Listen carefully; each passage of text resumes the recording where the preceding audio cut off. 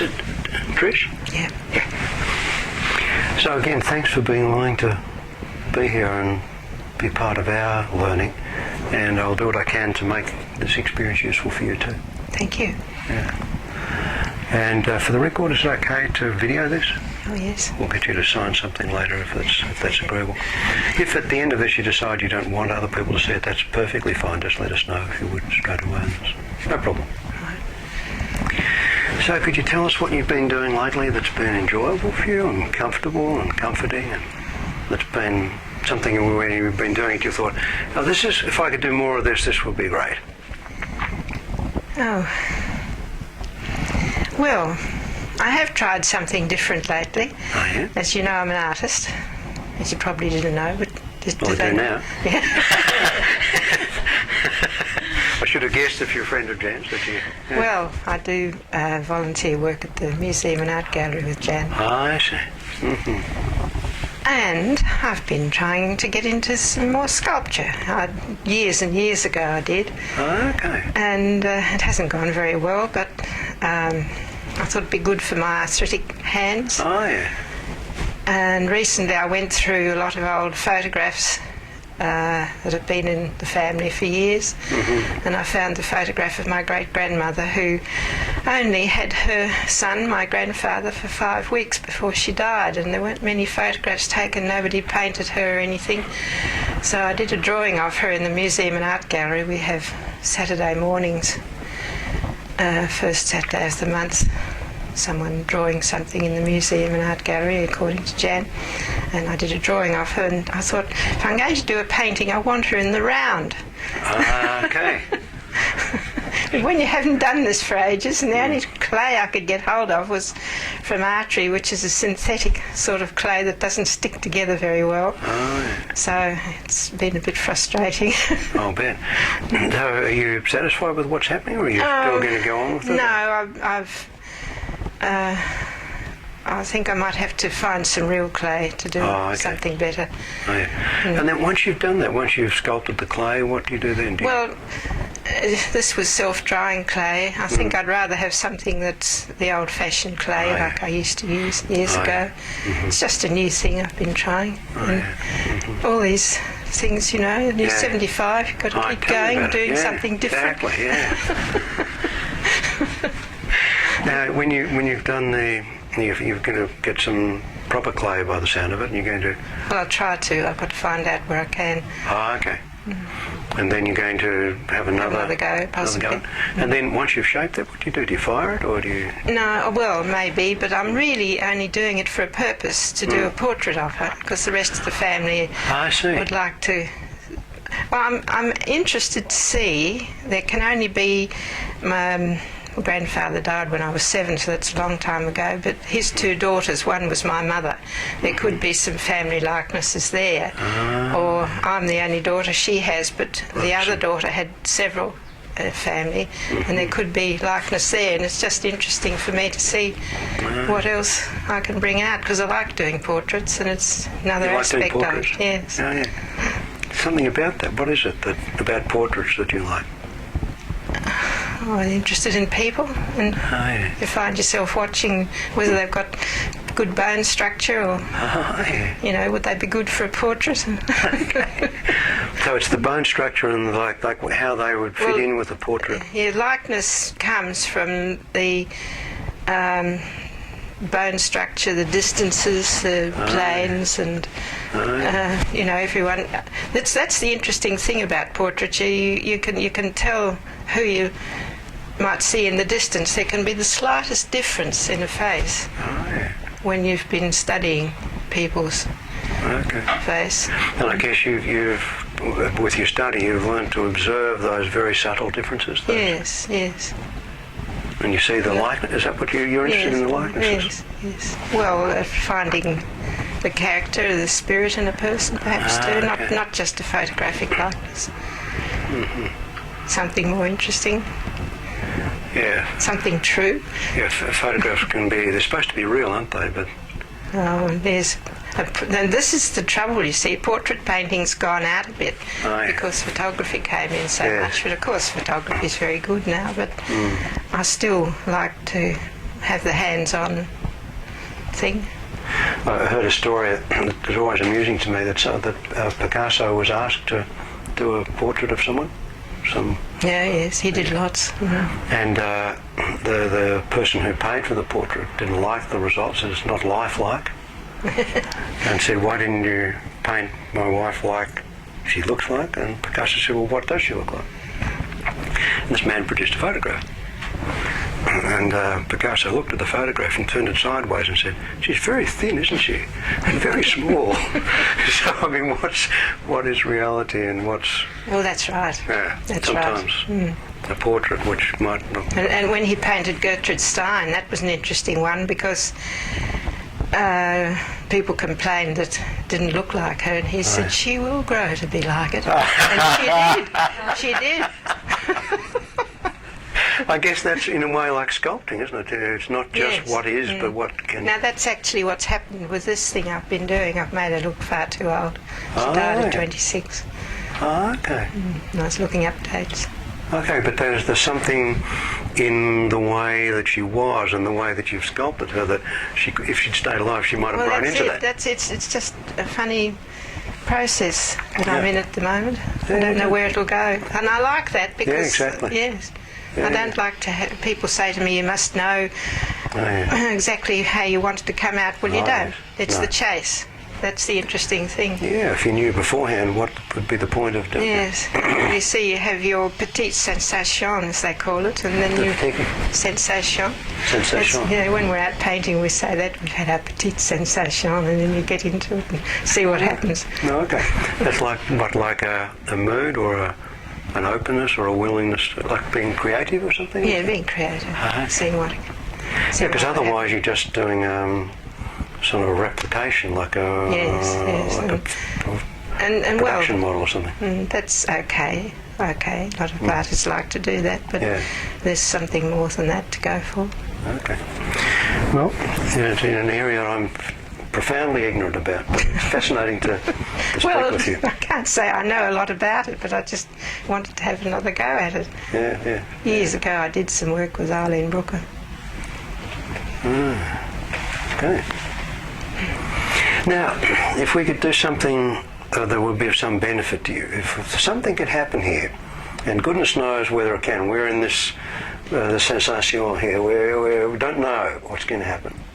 But if there was the possibility of something emerging here that would be useful, what would that be? Short-term memory any better as a pair? Short-term memory? or some...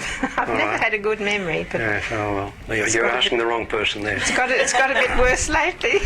Yeah, well, I used to have a good memory, I think, but I can't remember whether I did or not, so I'm not sure about it. So if there was something else. Like on the kitchen table, I had to write last night, write the list for Jan, which I did before I came. Then you have to write another list, look at the kitchen table. Well, it's got a bit like that. Right, tell me about it, yes. So, well, I'm interested to hear you like it. Oh, well, I was hoping you could help me with that.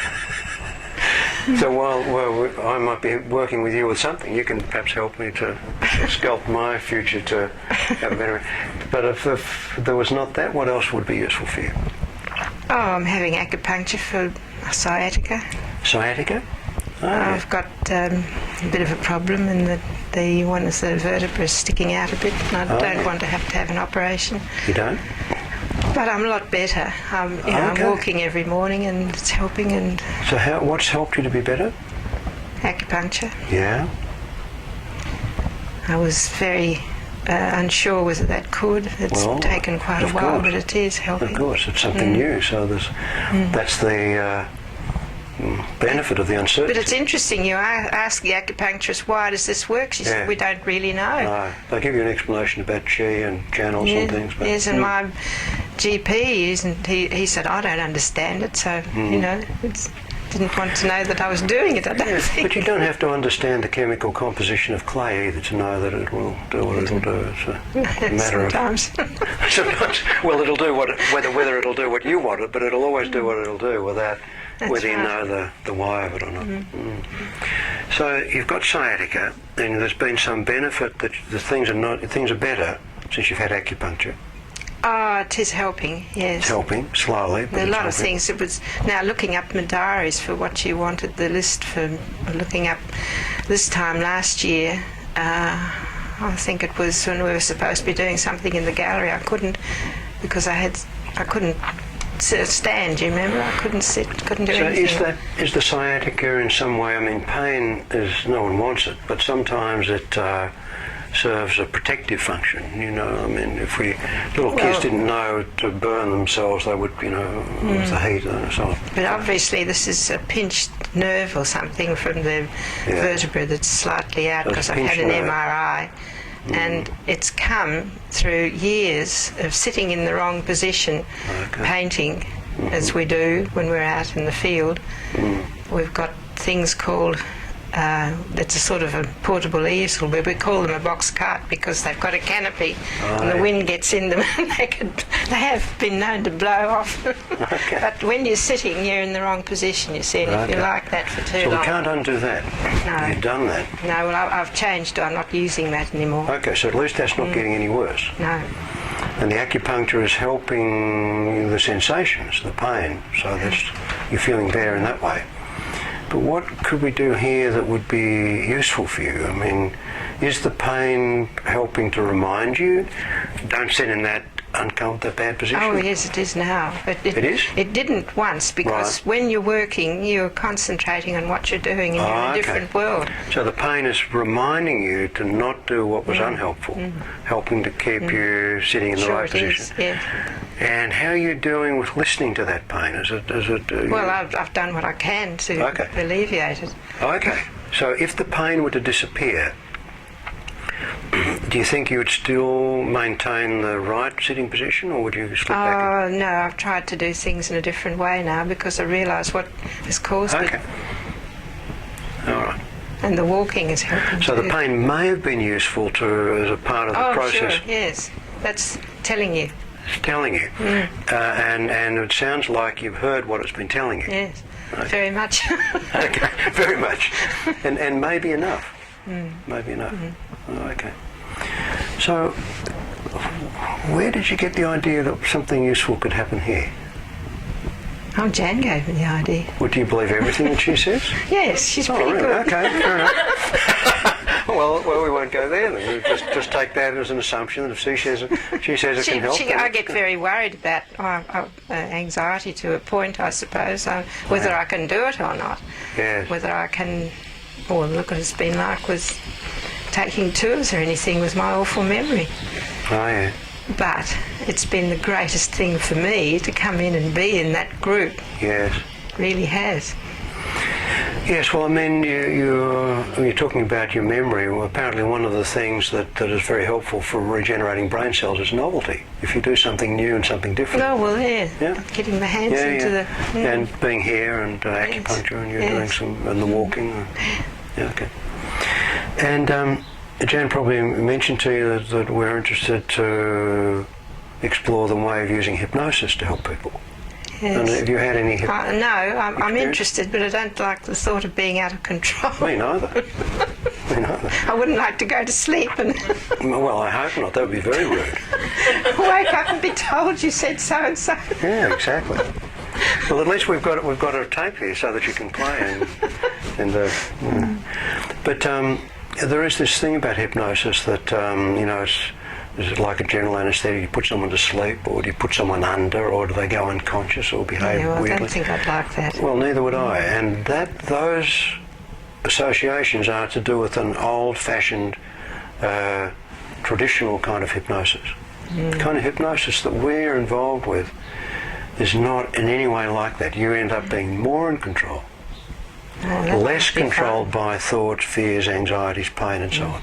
More in charge of your own experience. They must be the commonest things that worry people, I think so. Yeah, some people get put off it because of misinformation and they think that it's something that it's not. Yes, there's the old thing about watch this, Watch the watch. Look into my eyes, not around my eyes. Yeah, exactly. But we have an idea, an approach to hypnosis that it's more like a natural kind of process. The same kind of thing that happens to you when you get into an experience. You get into painting. or into sculpting. You start to pay attention to what you're doing, you get involved with it, you get focused on it, absorbed in it, and things go on, Well, like you said. yes, we think this is our meditation very often. Well, hypnosis is like that. So we already know that you're going to be an expert at it. It's going to be very easy for you. And you've learned with your observing to notice bone structure. I've learned with my observing over 30 years to notice hypnotic Changes in people's... hypnotic capacity. Yeah. And it's very obvious to me that this is going to be easy for you. Right. It's very apparent to me. Because self-hypnosis would be very useful when I get worried about things. Well, I think you might be surprised. The biggest problem might be just discovering how easy it can be. Yes. Because it's very easy for you to pay attention. You can really focus your attention, like you're doing right now. And as you're attending exactly how you are now, it'll be very easy and natural for you to just let yourself become absorbed in some part of that. And while that's continuing, you really don't need to listen to the traffic, although it's there. Right. And if you wanted to, Yes. you could listen to the cars. Is that a car? Is that a bus? You could listen to all of that. I didn't think of it till you mentioned it. Exactly. Why should you? Yes. Oh, well, this present day we have all this around us, don't we? All the time. It's there, but because it's around you, you don't need to notice it. You kind of get used to it. So if you were to allow yourself at this moment to just settle into what's happening for you, so that you don't need to say anything, you don't need to do anything, you don't need to think anything in particular,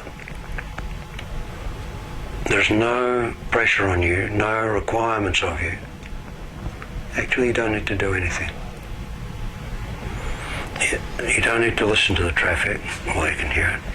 You don't even need to listen to me. You don't need to move your feet because there's nothing that you need to do right now. You don't even need to leave your eyes open. In fact, it would be very easy for you, given the stillness that's there, the way your breathing is settling without you making any effort. That's it. And already your eyes are blinking differently. That's it. And I don't know whether it would be pleasing for you to just close your eyes, or whether you might be interested to notice the tendency for them to close. A bit heavier. Yeah, if you just notice that heaviness. But I fight against it. Well, you're welcome to, and there's no need to go along with it. But if you could just notice that, the experience of the heaviness, and just be curious. It's a curious situation because it's not unfamiliar. And yet in this situation it might seem novel or new or different. We've all had the experience of being bored or tired, trying to keep our eyes open in a lecture. You get so bored you just, after a while you can't be bothered fighting against it and you just close your eyes. But I want to emphasize that I'm not asking you to close your eyes. It's more an opportunity for you to just play with that and notice that. And if at some point you discover that your eyes want to close, then you can explore that and just see what happens in relation to that. Because as I continue to talk, you can listen to my words, you can listen to the sound of my voice, you can allow what's happening to be just part of the background traffic in your thoughts and your experiences. Or you can let your mind drift. It really doesn't matter. It may be that you can find yourself thinking about sculpting some experience, like your great-grandmother? And there may be something about that photograph, something about that sculpture that you did that you don't want. Yeah, I've got to take the eyes out. Take them out. And something about the sculpture that you haven't yet done that you're going to, that rather than listening to me rabbiting on, you might rather just imagine what it would be like to shape that clay, and maybe even start to have the sensations as you're doing that, of the feeling, the texture of the clay in your hands as you're shaping the... It really isn't important that you do anything in particular. In fact, the less attention you give to me, the more easily you can become absorbed in your own experience. Because I have some things, some ideas to offer you, some ideas to speak about. It might be something like going on a guided tour, where you go on the tour and someone says this and that and the other, and have a look at this, and this is this person, that person. And you'll be interested in some of it, and some of it you won't be slightly interested in, and some of it will be totally fascinating. And some of the things you look at, you might look and say, well, that's the opposite of what's useful for me, or what's important or relevant for me. In other words, you can create your own experience. If you can think of what I'm saying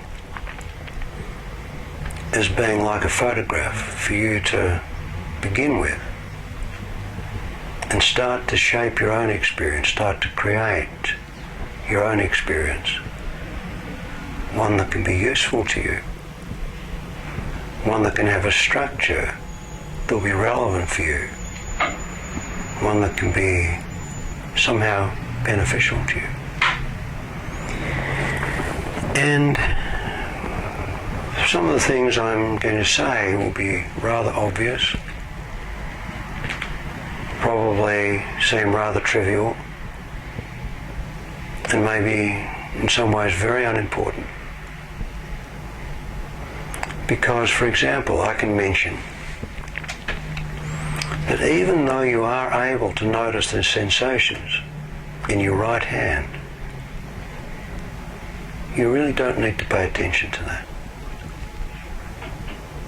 Even though you could be aware of the sensations of breathing in and breathing out, those sensations are very noticeable in the movement of your chest, the sensations of the air in your nose and your throat. All of those sensations that you could notice, even that movement of your left hand, you could notice the sensations in your fingers.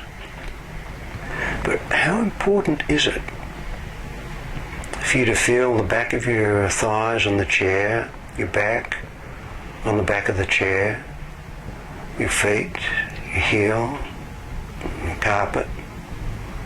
There are all of those sensations that are there, and you could notice them if you wanted to. But you've actually had more experience, a whole lifetime of experience, even up till now, of not noticing those sensations. And there's the sound of the traffic, and that can come and go. You can be aware of it, sometimes aware that there's nothing there to be needing to pay attention to, and then noticing it and then allowing it to become part of the background. And there are so many visual sensations that you could attend to that you don't need to. When you look at someone's face, you see them in a crowd or in the street somewhere, you see the bone structure. But in order to see their face, in order to do that and focus on that in the way that you do, you can allow the background to somehow be just that, something that you don't need to attend to. Because if you were to look past someone or behind someone or to the side of someone, of their face, or to look down at their feet, you could see their feet and then you wouldn't see their face. So in order to see their face, it's a matter of not seeing, not needing to see so much that you could see. And even looking at someone's face and looking at their bone structure. for all I know, that as you look at someone's face and see their bone structure, for all I know, you're not really interested in the texture of their skin, the shape of their hair. And I'm maybe talking nonsense because, as you know, I really don't know what I'm talking about. But I know that you know how, in looking in the way that you look and the way that you can, you're also demonstrating a particular expertise at not noticing so much. And so if you can take that experience and that idea of that experience, that you are so much more experienced at not noticing things, then you start to realize that you don't need to make sense of what I'm saying, but just let your mind go wherever it does. Because this is a learning experience. In some ways, a new experience, although in some ways, of course, it's very familiar to you. And I'm wondering, as you are allowing that to continue, would it be okay if I were to reach over and lift your right hand? Mm-hmm. And then, if you were to just notice the way that hand is feeling interestingly different. That's it. And you can move it. And if you allow it to be immobile, except in the way that I'm moving it, that can be a different experience again. And while I'm moving your right arm, touching your right wrist, it's very easy for you to not notice how comfortable your left hand can be. And it's there, yes, and you can notice it. But then as you move your right hand, and what would it be like if you were to discover, Trish, that that right hand can have an experience as if you could sculpture that. As if somehow it could be self-drying, self-setting. And I wonder whether you'd be interested to notice an experience of not needing to move it, even though you know you can, noticing that you don't need to. And as well as that, I wonder if it would be interesting for you, while you're looking at the general direction of your thumb, to notice a tendency for that hand to start to move up towards your face. And your eyelids were demonstrating that heaviness. Mm-hmm. A bit. They were. Well, that's what you said. Perhaps you've forgotten, but you did say that. I think my memory says that you did. And if you were to look at the general direction of your right thumb, I don't know whether the heaviness that you felt in your eyes has moved to your right hand, or whether as your right hand, and what happens when you move it like that? Before you moved it, was there some discomfort? It was light? Felt light? Is that okay to feel that light? Yeah, it's not a lot different. No. Very subtle. It's a slow process. I don't think I'm a very good subject, quite frankly. You don't? No. Well, I think you're a very good subject, quite frankly, if we can be frank with each other. But how you are a good subject is how you subject yourself to your own experience. And if you were to just notice your right hand, in fact, if you notice how your left hand and that right hand can rest comfortably down, but do you notice what's different about that? Something different about your right hand. It's subtle. What do you notice? Not a lot. No, but what? Not a lot, but what? Well, it's not aching. It's not aching. What is it if it's not aching? Well, it wasn't anyway. But No. So that's not different. So what is different? Nothing, really. Nothing really? Well, see what happens if... Would it be okay to just close your eyes? Would that be okay? And you can do that intentionally, knowing that you can open them anytime. So if you could close them and leave them closed for a while, would that be okay? And would it be okay if in your experience, in your imagination, if you could imagine that you are sculpting, not now your great-grandmother, but you are sculpting your back. And sculpting your back. And perhaps you could start to sculpt it in a way that you don't want it. Sculpt it in some way that symbolizes how you don't want it. And then before that clay dries, before it sets, or whatever, I don't know the right terminology, but I know you do.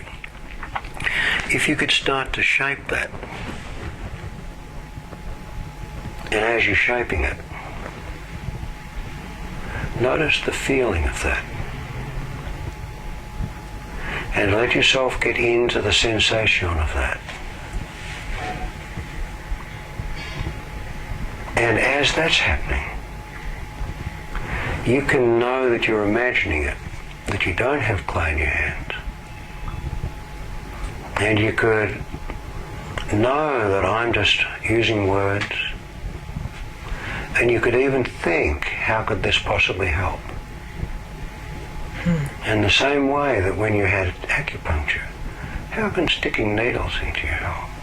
But it did, not straight away.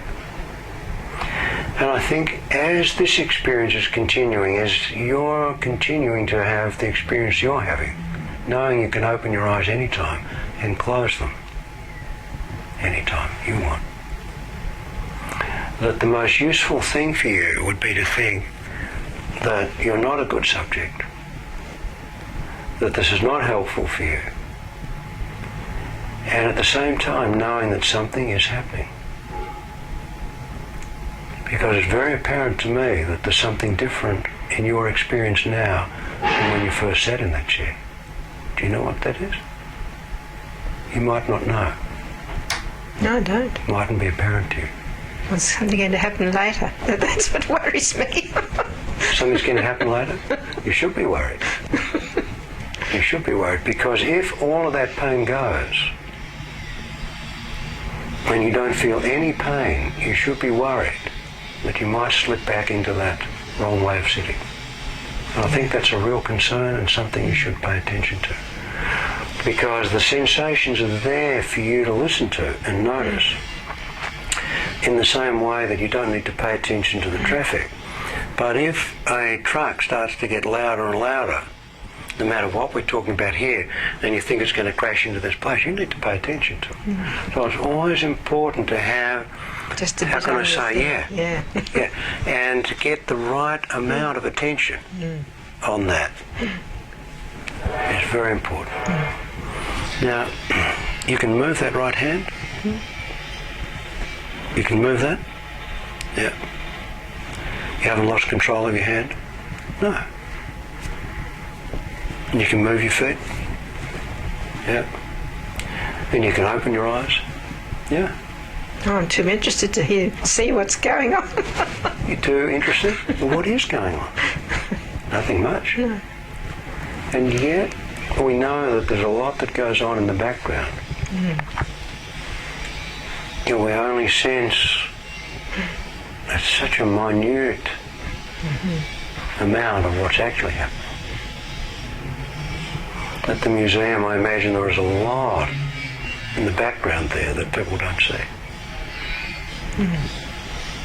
And there's a lot in your experience. We know that, oh yes. Yeah, and there's a lot happening in your experience even right now. that you don't need to know what some of those sounds in the background mean, or even that they're there.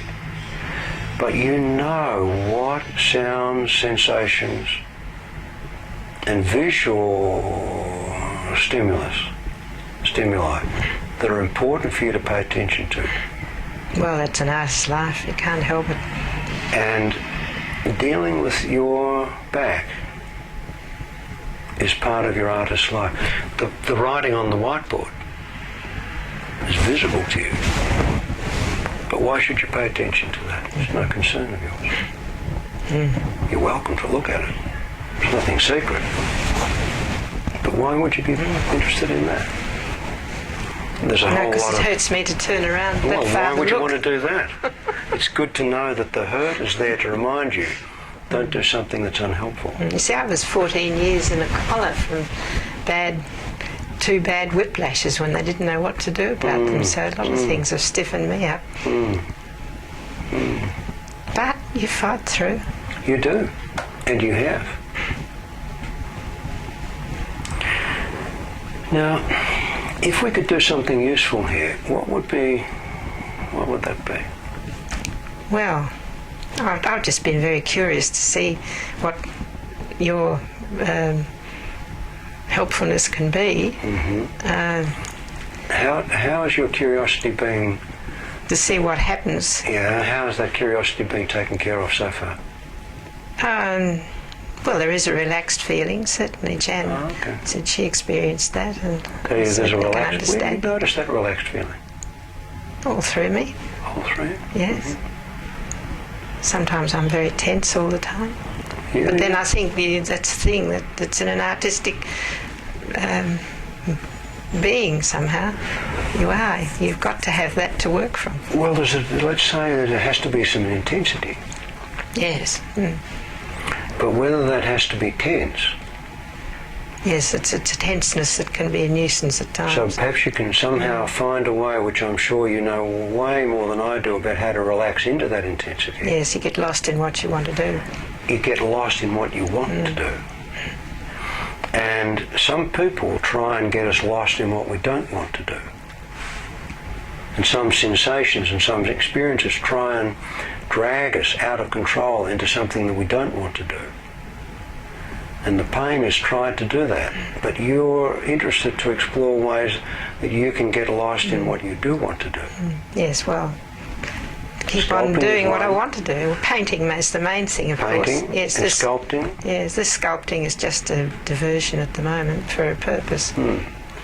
Oh, okay. So, and then that's a way to get to the painting. Yeah.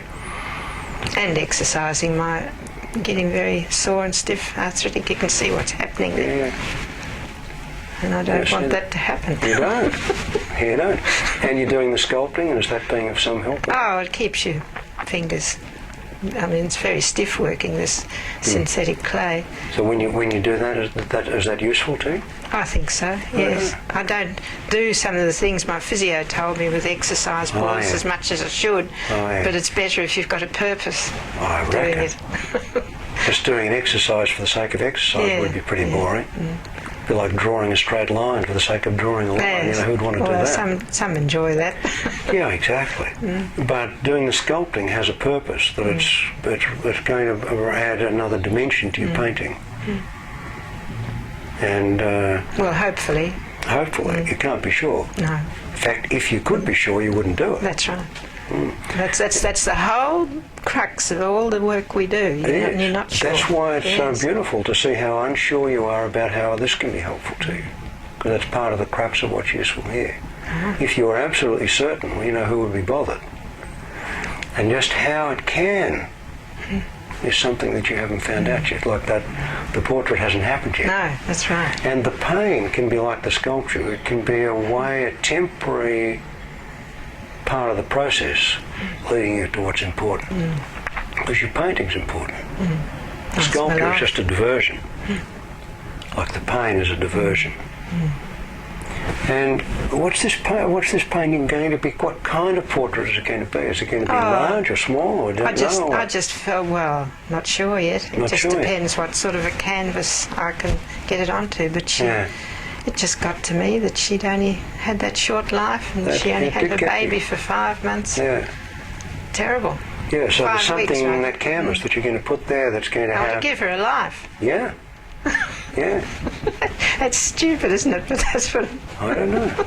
Don't know whether it's stupid or not. I like the sound of it. Well, we've only got photographs and Yeah. 3 periods of her life, and I worked out the first one she would have been about 17 in her beautiful dress with the bustle, you know, that era. And the next, she was married then when she was about 25 and died at 26. And you know how to close your eyes, don't you? And you know how to let your eyes be closed and feel like you're, even though you know you could open it, you can't be bothered opening them. And if you could look at that photograph and see her with the bustle, see her with that, see her with the baby, see all of that, and know that somehow, you don't know how or where or what size or what form, you're going to give that life, and it can seem silly, but that's what you're going to do, that's what you want to do. And in some way, if you can look at that and find a way of translating that into your experience and your comfort and your relaxation, so that you can get into that experience in the same way that you don't need to not get into some other experience that you don't need to get into, because you can get absorbed in something that you like. Why would you want to get into something you don't like? It'd be silly. And tell me about that feeling of relaxation. Tell me about that. What's that? Do you like that? Is it an okay feeling? Yes, pleasant. Yeah. And you notice that with that relaxation, that can start to, how can I say, move into an area that could otherwise be painful. You know, the way things can kind of seep. Easily, yes. Yeah, I do understand, yeah. Yeah, and is that starting to happen yet? Can you feel that relaxation starting to seep into that part of your back that could have been troublesome? Well, it's not painful this morning. That's the trouble. I can't say damn. it is. Never mind. We've got ways of making you suffer. If you haven't got pain, we can help there. No? You sure you don't need some help with that? If I could show you, the worst part of me is that, just like a plum. Yeah, I fell on it the other we know morning. that's temporary. Yeah, I know. Yeah. And there's something about noticing the feeling of comfort. But I tell you, when you've got a painful area more in one place, it does tend to take the pain out of another place. So if your back gets too bad, you just need to slip over and hurt your knee, and that'll... I hope there's another way better than that. No, but I'm just saying that can happen. Anytime it's bad enough, just drop a brick on your foot and your back won't hurt you so much. Yeah. So that diverts you. But also, if you allow a feeling of comfort, and what you were pointing to with relaxation, like you can feel now because your back's not hurting you now. And just well, I had acupuncture yesterday. Yeah, so that's why it's not hurting you now. It's got nothing to do And I with... haven't been digging the garden. That's another thing that hurts. Oh, so if your back gets too comfortable, you can go digging in the garden, that'll make it worse? Yeah, I can't do that. So any time it's too comfortable, you know how to... Yeah, well, I'm not going to do that. No, but you know how to. If you get too comfortable, Yes. like good. It's always important to know how to make things worse if you... Oh, I know now. But noticing the comfort after the acupuncture and not being in the garden, you can build up a reservoir, you can build up a collection of comfort. You can accumulate some comfort. Well, I think I've tried to do that in a few ways, yes. I think so. You actually know a lot more about this than you're letting on to yourself. Well, I think life teaches you, you know, some don't do that. It does. Life teaches us if we're willing to learn. And you are willing to learn. Don't do that. Don't do things that are unhelpful. Don't put your attention where it's not useful. Don't go into pain when that's not something that you want. Don't try and do some kind of boring drawing if that's not of interest to you.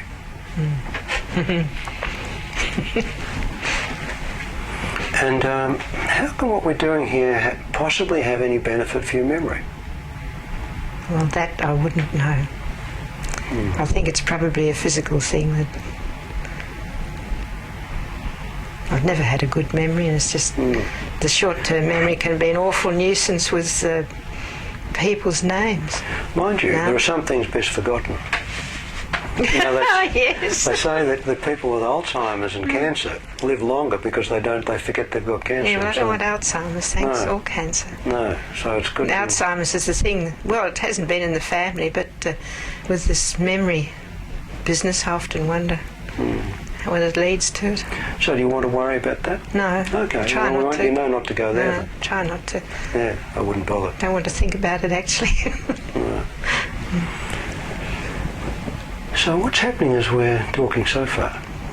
How are you doing at convincing me that you're a poor hypnotic subject? I don't know. I wonder. Well, the whole thing. I've wondered how I'll feel. I do feel relaxed. You do. I can tell you that. Yeah. And Thank you. It's obvious, but I'm glad to hear you say that. It's nice to talk about what you're doing. Particularly what you're doing is enjoyable and helpful to you. Yes. And I'm hearing you also say that it's helpful to talk about and clarify what is unhelpful so that you know what not to do. Yes. But I know that there's a physical problem there that it's very hard to do much about. In the same way that there's a physical presence of the traffic, you can't do anything about that. You just take no notice. So the physical presence of the traffic is undeniable. And I only notice it when you mention it. Yeah. And how's the pain? I haven't got it. How's your knee? No, it's there. Okay. and you can notice your left knee when I talk about it? Well, not much, no. Not much? No. It's just a feeling that's just there, you know. can feel it's there. Yeah. And I know about it. Do I do? Oh, that you know about that. But when you do that, you don't notice your right knee. No, well, that's all right. But you don't notice it. No. But if you were to pay attention to your right knee, and it's all right, knowing that your right knee is all right, and paying attention to that and getting absorbed in that, just really noticing that and getting into that, like a feeling of relaxation. I think you'll be surprised. I'm making a prediction here. Right. That you'll be surprised that something is going to be different after this conversation. I don't think you'll know exactly what it will be, even after it will happen. It'll be something in the direction of comfort, something in the direction of a very slow, gradual improvement in your back that may seem to have nothing to do with this conversation. It may just be that somehow the acupuncture is just that little bit more effective than it has been. That the improvement, as it's continuing, improves just a little more. Well, I would thank you very much. Is that going to happen? But it may not have anything to do with here. It may be something that was going to happen anyhow. That's covering yourself. Well, See, I told you I'm terrible. You've got a scarf on, so in cold weather we need to keep ourselves covered, don't yes. My mother made this back in the 50s when we used to be in the lake country a lot. My father was a trout fisherman and we had a cottage in the Great Lake country and we'd be up there in the snow anyway. You need a scarf. You need to keep yourself covered. It's real wool, this too. It's not Really? so, it's the synthetic stuff that's about.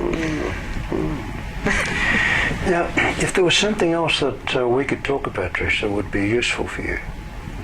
You've discovered that you can pay attention in a way that's helpful, and you know what to do to make things worse. You know that you can get absorbed in things that you like to get absorbed in that are beneficial. Sometimes not always easily in the short term. And you know what it's like to try something that doesn't work, so that you then find out what does work. There's a whole lot of things that you're that's life. discovering. I think it is. Yes. It is. One of my teachers said that problems are part of the roughage of life. Yes, it can't be without it. and you can't avoid it. But you can somehow, as you say, because it is part of life, you can learn from it and That's right. benefit. So as well as all of that, what else would be helpful? What, Jan? You know? Okay. So would you watch out for that? Yes. And I would be interested to encourage you to watch for the very slightest, subtlest nuances in the change of sensations, and how things are just a little. When things are feeling better, you might think, oh, I don't know, it's just temporary, or perhaps it's only would have happened anyhow. I don't know, something. But if you could look for those subtle changes, would that be agreeable? Yeah. Thank you. Oh, I'm very pleased to have met you. I find you very lively and very. I'm impressed with how absorbed you become and how engaged you become with something that's important to you. Yes. Part of the artistic. I suppose so, but as I've part said of to life, Jan, really.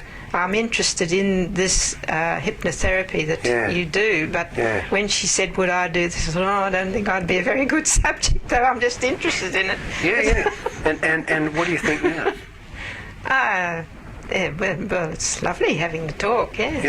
Yeah. But what do you think about the hypnotherapy?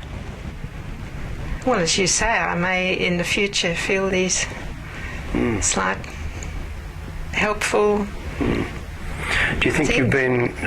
Do you think that what's happened here today could be called hypnotherapy? Well, I didn't know what sort of label to put on it, really. Me neither. No. When I was living in Melbourne in general practice, I had a family that I looked after, and one of the family members was Ivan Durant. Do you know? Ah, yes. Well, I know of him. Yeah, and some of the things that he did, people said that's not art. Is it art? What's art? Well, when he we're slaughtered always a saying cow, that. was that art? Yeah. We don't know. So I don't know. I'm not slaughtering any cows. But was this hypnotherapy? Possibly if a cow had kicked him when he was a little.